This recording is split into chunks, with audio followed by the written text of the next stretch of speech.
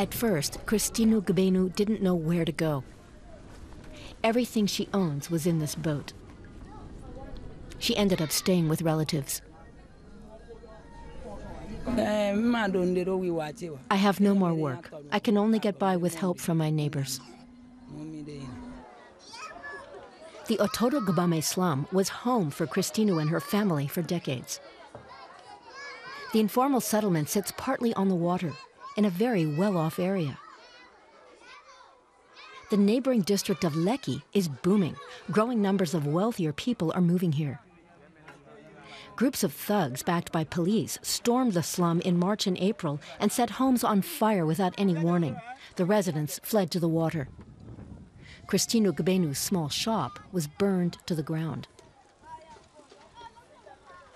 She holds investors and the local government accountable for her losses. The government doesn't care about us at all. The politicians came around when they wanted to make sure we would vote for them. Now they won't do anything for us. On Wednesday, the residents of Ototo Gbame were back in court. The government had argued that they were living in the area illegally and that their presence posed environmental and security problems. But the slum dwellers won the case. The court ruling is a major success for the residents of Ototo Gbame. It clearly said that the eviction was unconstitutional. Now the residents have to go in a dialogue with the state government to find a solution for their future. The residents have been celebrating their victory.